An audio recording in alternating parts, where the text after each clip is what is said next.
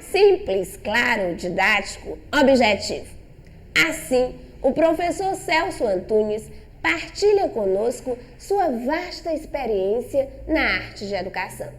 Acompanhe neste vídeo suas reflexões sobre o papel do professor hoje, novas maneiras de ensinar e aprender, administrando o estresse em sala de aula, indisciplina e motivação.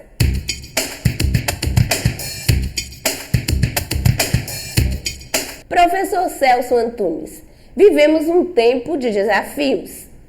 Estamos nos primeiros anos de um novo milênio. O que significa ser professor hoje? Há uma mudança excepcionalmente significativa entre o que é hoje ser professor e o que era ser professor há 10, 15, 20 anos atrás. Durante muitos anos, o professor se consagrou como um transmissor de informações. Cabia a ele levar aos seus alunos, em doses homeopáticas, de acordo com as aulas dadas, os saberes inerentes àquela disciplina na qual ele era titular. De outra coisa, não se pretendia do professor, senão expor os seus saberes. Hoje, esse contexto mudou. O saber se banalizou, está em todo lugar, em toda parte. Os alunos consultam a internet, manipulam televisões com múltiplos canais. Os que ainda não chegaram a isso, muito brevemente chegarão. E, portanto, perde, professor, aquela condição de transmissor de informações. Esta função hoje pode ser desempenhada de inúmeras outras formas, com o próprio vídeo dentro da sala de aula. Uma banca de jornal hoje agrega mais informações que bibliotecas inteiras de 50 anos atrás.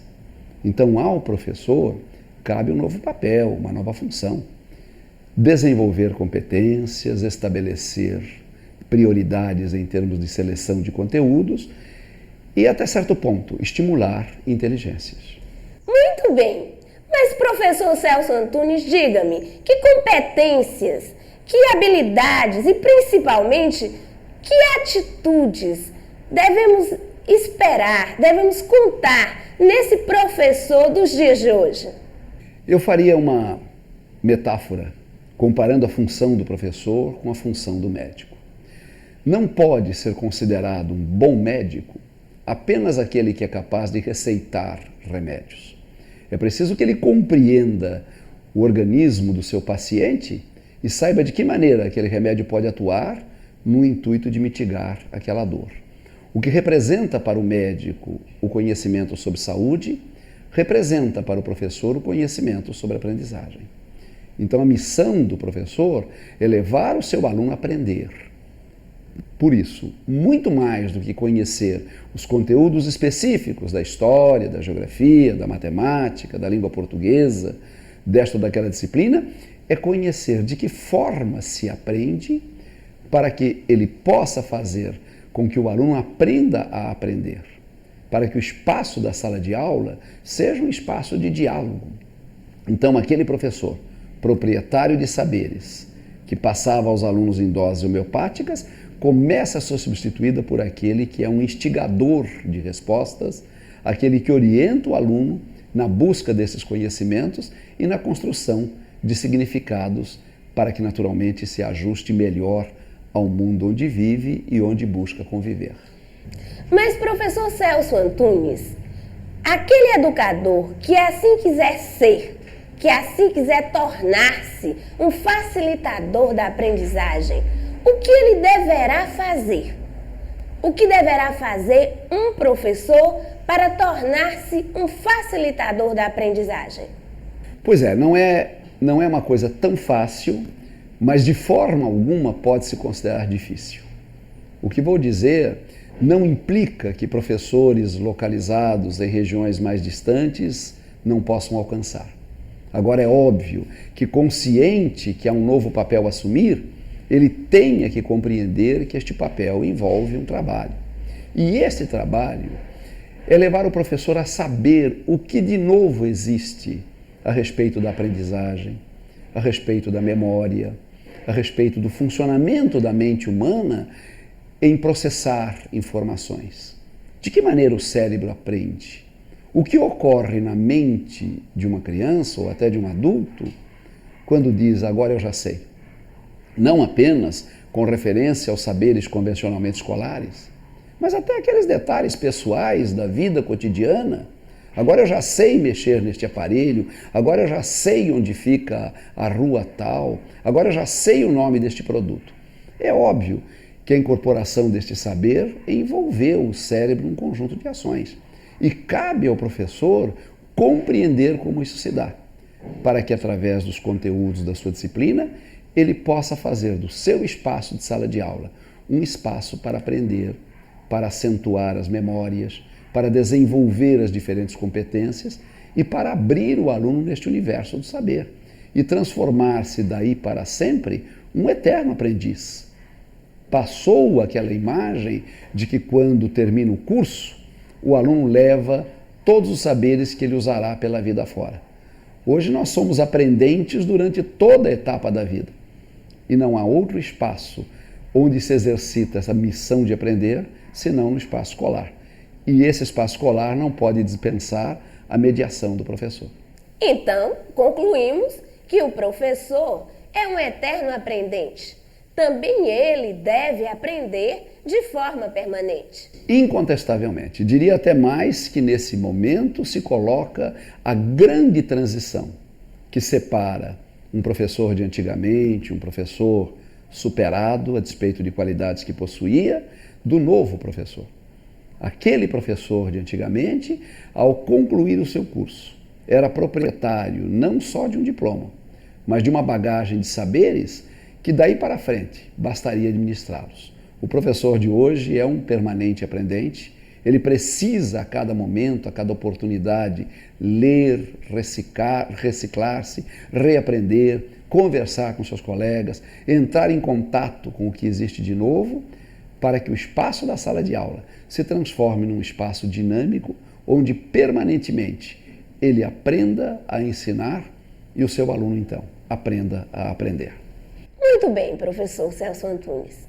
Mas, diga-me, se você encontrasse no pátio de uma escola um professor e numa conversa informal ele lhe dissesse que acha todas essas palavras belas, discursos, reuniões de planejamento, mas ele mesmo não acredita em mudança, que ele considera que está bom do jeito que está e que ele não vai mudar, que ele vai conservar os mesmos conhecimentos, as mesmas atitudes, o mesmo modo de dar aula. O que você diria a esse professor? Que prognósticos de futuro você faz para esse educador? Eu diria a ele o seguinte: vamos passear por uma cidade e procurar datilógrafos, procurar consertadores de caneta, procurar consertadores de isqueiro, procurar, quem sabe, até parteiras. E provavelmente voltaremos dessa cidade sem descobri-los. E chegaremos à conclusão de que estas profissões desapareceram, engolidas por uma nova tecnologia. E da mesma maneira como muitas profissões desapareceram, está desaparecendo a tarefa do professor como proprietário de conhecimentos específicos que o leva aos seus alunos. E levaria a descobrir que ou ele assume esta nova maneira de ser professor, ou ele será proprietário de uma profissão que ninguém quer mais. E entrará no rol das profissões extintas, como essas e muitas outras que não citei, mas que de uma certa forma já não mais existem, porque o mundo moderno acabou por engoli-las e a globalização acabou por transformar a ideia que se tinha de certos profissionais.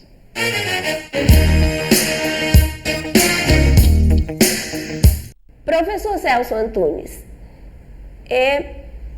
temos novas descobertas sobre o funcionamento do cérebro humano.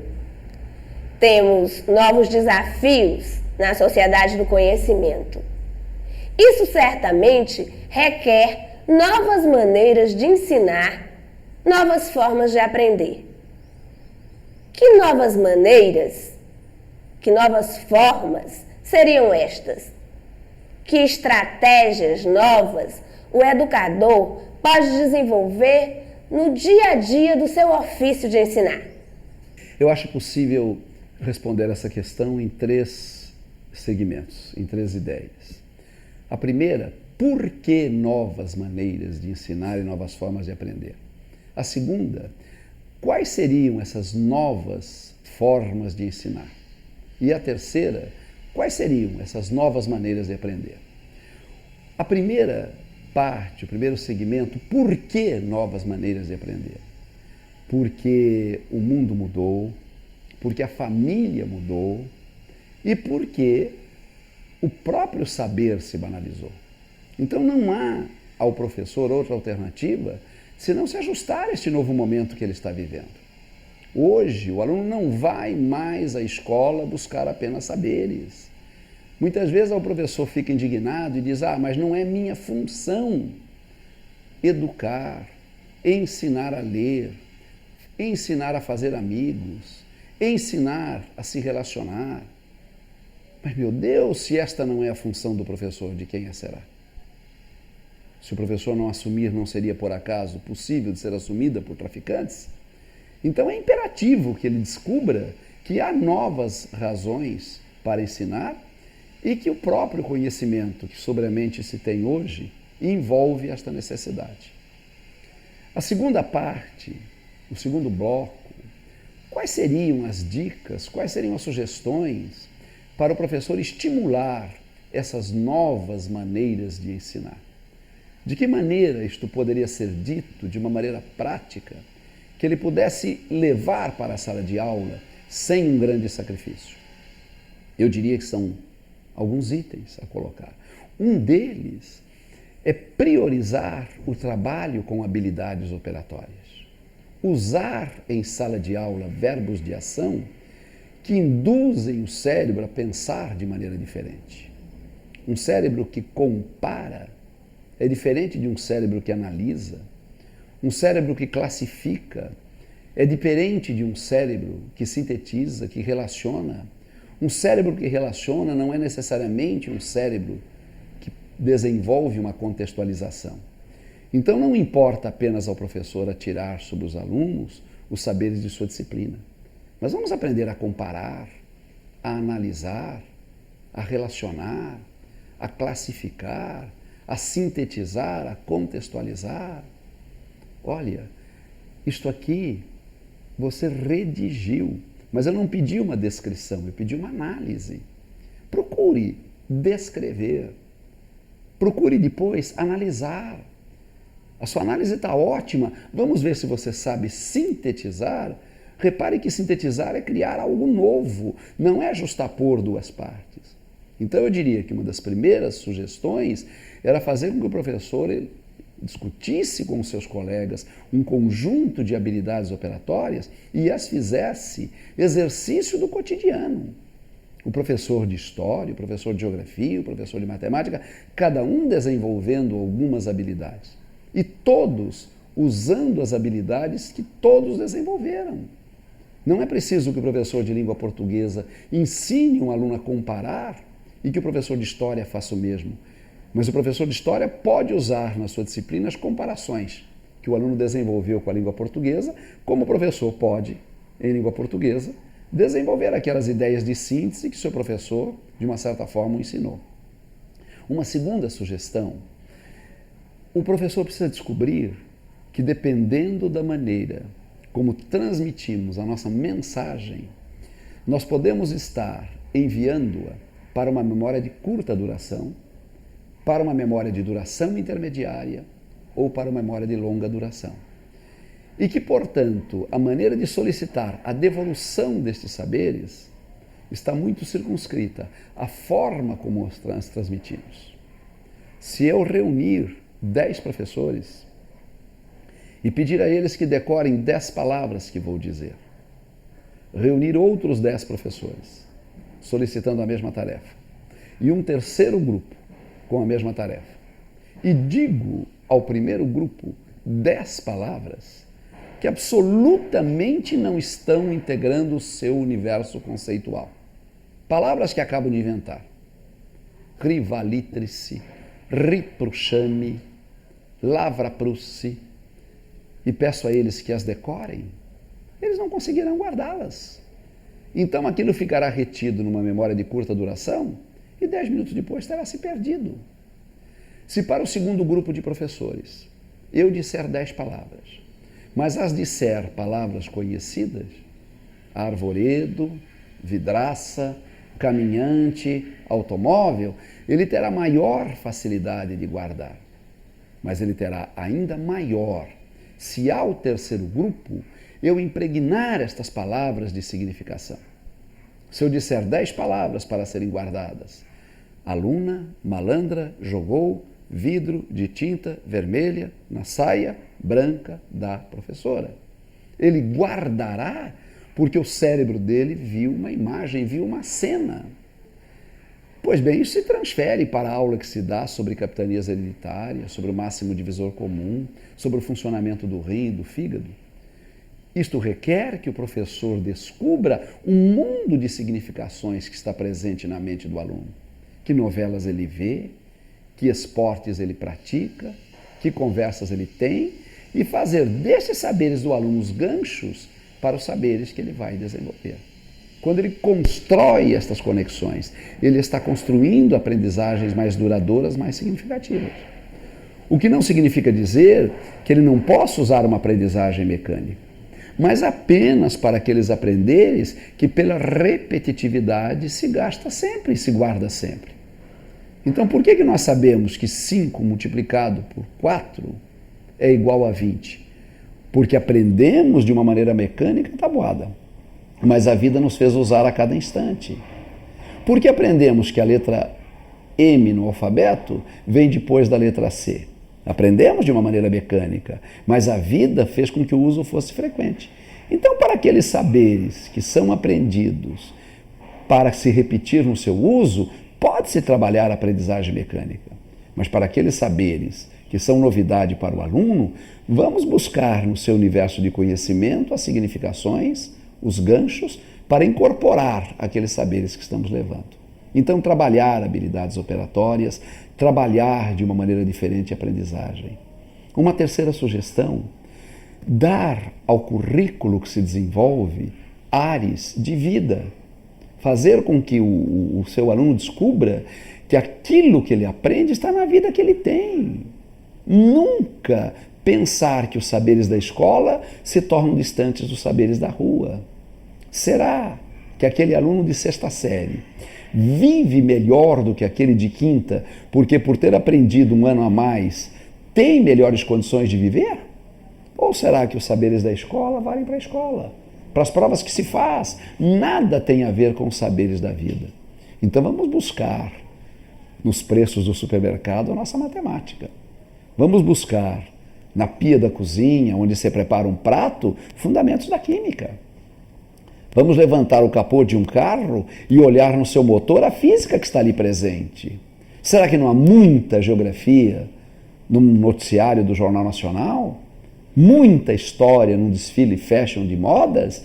Então, quando o professor vai buscar estes ganchos de significação, ele trabalha este currículo de uma maneira mais viva, de uma maneira mais vibrante, de uma maneira mais significativa. Então, trabalhar as diferentes memórias, dar alma, cor, vida, cheiro e gosto ao currículo, desenvolver habilidades operatórias, são formas diferentes, são competências diferentes de uma nova maneira de ensinar. E chega-se então ao terceiro item, novas formas de aprender. Aprender o que já se aprende. Aprender história, geografia, língua portuguesa. Mas por que não aprender a prestar atenção, a fazer amigos, a desenvolver a criatividade, a estabelecer relações interpessoais, a administrar os seus estados emocionais? Por que não desenvolver o tato, a percepção para a beleza? Então, ao lado de competências que são necessárias ao professor para trabalhar novas maneiras de ensinar, há também, no contexto do que o aluno aprende, novas maneiras e novos fatores das coisas que ele pode ser levado a aprender. Professor Celso Antunes, é muito belo, muito bonita essa forma de você colocar essa escola da vida, essa escola do cotidiano, essa escola que respira, que sente, que participa integralmente do ser do aluno. Mas nós sabemos que no dia a dia existem grandes desafios. Por exemplo, a questão da atenção concentrada. Muitos distúrbios de aprendizagem, muitas dificuldades são decorrentes de distúrbios de atenção. Como, nessas novas maneiras de ensinar e aprender, você vê o modo prático de vivenciá-las? Que metodologias, que estratégias efetivas o professor pode lançar mão para vencer os desafios do aprender? Eu faço uma seguinte proposta. Coloque 5 ou 6 professores ou mais numa sala de reuniões espontaneamente organizada por eles. Professores interessados, professores que se fazem cercar de livros que leram e que acharam interessante, eventualmente de vídeos que de uma certa forma lhes trouxeram algum tipo de informação. E deixe-os reunidos nessa sala 2 horas, 3 horas. Será que eles sairão dessa sala como entraram? Será que não se produzirá alguma coisa de significativo, de extraordinário? É óbvio que não sairão de lá com todas as melhores soluções. É evidente que uma reunião feita 6 meses depois mostrará que novos caminhos existem. Então, eu sinto muito forte esta necessidade de que o professor descubra a sua potencialidade nele próprio gerar as caras de um planejamento mais autêntico. Eu acho isto muito, muito forte. Eu creio que um dos problemas com que nós, professores, nos defrontamos, e não é um problema de professor, nós colocamos na dimensão do professor porque é a ele que nos dirigimos, mas diz respeito a qualquer profissional, é que como povos colonizados, temos uma ideia de que tudo vem do colonizador. Colocado nos dias de hoje, fica aquela impressão de que tudo vem da Secretaria de Educação. Tudo vem do Ministério da Educação. E isto é uma ilusão, porque por mais diligente que sejam estes órgãos, ele não pode atuar dentro daquela realidade específica daquele município, daquela escola distante. Mas eu volto a insistir, se estes professores se reunirem e cheios de boas intenções e cercados de recursos que estão disponíveis aí, disserem, gente, daqui a 1 hora, daqui a 2 horas vamos terminar a reunião, vamos sair com alguns preceitos para trabalhar a motivação, com alguns caminhos para estimular a atenção, com algumas normas para trabalhar a disciplina e disciplina de aula, com alguns fundamentos para trabalharmos a própria nossa autoestima. Incontestavelmente sairão melhores que entraram. Obviamente, eu repito, não é definitivo. Esses passos serão depois referendados por outros passos. Mas eu diria, libertar-se desta consciência de colonizado e de sentar-se na sala dos professores à espera do vinde a mim. Sabe, eu quero inovar, mas a Secretaria de Educação não inova. Ou então se prender àqueles preconceitos de que as dificuldades são tão grandes que é impossível tudo fazer. É óbvio que existem dificuldades, é evidente, nós as conhecemos muito bem, mas nenhuma delas maior do que aquele espírito de mudança e de que aquela crença de que dentro da comunidade existem valores a se construir se esta comunidade se cercar da consciência e deste poder.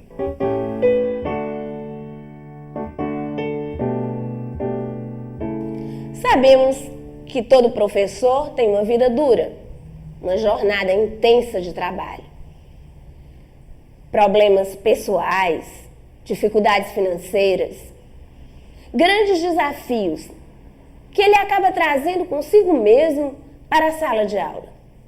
E na sala de aula ele encontra seus alunos. Também eles, com seus problemas, problemas familiares, sérios problemas pessoais. Como pode, professor Celso Antunes, o professor administrar todas essas emoções? Como pode ele lidar com seus próprios conflitos e com os conflitos de seus alunos? Como administrar adequadamente as emoções nesse mundo em que vivemos? Eu creio que um primeiro passo seria estabelecer com os alunos um contrato, mas é claro que essa palavra está sendo aplicada num sentido metafórico. Não se trata de um contrato formal, documental, mas um acordo a respeito das regras que devem estar presentes naquele espaço de aula. Nunca partir do pressuposto de que este contrato já existe, de que estas regras devam ser conhecidas por todos. Até porque se ele já existe, ele não foi construído por aquela comunidade, ele não é democrático. Então, discutir com aquele grupo de alunos o que pode e o que não pode, o que é válido e o que não é. Qual a dimensão do meu papel, qual a dimensão do papel que cabe a vocês. Não como quem apresenta um postulado que deva ser cumprido, mas como quem realmente discute um contrato. Não é? Vamos ver o que é permitido e o que não é permitido, o que é possível e o que não é possível. Isto não significa dizer que, como professor, eu vou ceder a todos os imperativos daquilo que vocês desejarão, mas há coisas a respeito da qual eu abro mão. Quando estas regras são construídas consensualmente e se tornam claras, o professor vai perdendo uma função de juiz, que julga, para uma função de árbitro, que atua de acordo com os princípios da regra. Então, se amanhã ou depois aquele aluno tem uma postura inadequada, mostrar para ele que há uma regra que foi estabelecida e que numa partida de futebol, numa partida de vôlei, no circular de carros por um trânsito existem regras e que a partir do momento que essas regras são violadas, há necessidade de uma intervenção. Eu não paro com o meu automóvel numa luz vermelha apenas porque alguém me determinou que assim o faça, apenas porque eu temo que um guarda possa estar oculto e me multe. Mas eu sei que a minha segurança e a segurança de outras pessoas depende daquela regra que eu interiorizei. Ora, o espaço da sala de aula não é um espaço tão diferente que não possa ter essas regras consensadas. Então eu creio que quando o professor leva para os alunos essa necessidade de construir este contrato, que eu volto a insistir, é um contrato de natureza verbal, ele pode até ser referendado em alguns itens que se escreve, eu sinto que a aula não é tão estressante. Como eu diria que numa própria família, quando as regras estão claramente estabelecidas, também as relações não são estressantes. O que é o estresse de uma família briguenta? É exatamente aquela sobreposição de regras. É aquele filho que às vezes quer fazer algo, que ele supõe que seja seu direito fazer, o pai crê que não é direito dele fazer, a mãe também crê, cria-se aquele problema de atrito, e às vezes nós temos 3 pessoas despedaçadas, cada uma chorando no seu canto, reclamando não terem sido entendidas, apesar de se amarem, mas porque faltava uma existência linear daquele contrato. Olha, o que cabe a mim é isto, o que cabe a você é aquilo, isto quem resolve é a mãe, isto quem resolve é o pai, e fazer disto um consenso. Se isto é levado para a sala de aula, eu creio que as relações se tornam muito mais afetivas, as emoções são colocadas dentro de uma certa dimensão e a questão do estresse do professor acaba diminuindo bastante. Eu fui diretor de escola durante muitos anos e os professores estressados eram aqueles professores desprovidos desta consciência de que qualquer trabalho que envolva a relação humana tem que ser intermedializado por um conjunto de regras. A partir do momento que elas existem e que elas são exercitadas, as relações se tornam mais amistosas, mais gostosas e o professor descobrirá na aula um prazer que até hoje lhe pareceu, pelo menos para alguns, inteiramente desconhecido. Professor, vamos falar um pouco sobre o afeto. a afetividade. Sabemos que a relação professor-aluno é uma relação amorosa. O professor precisa conquistar o seu aluno. Ao mesmo tempo, você fala de regras consensuadas, de regras discutidas coletivamente. Mas muitas vezes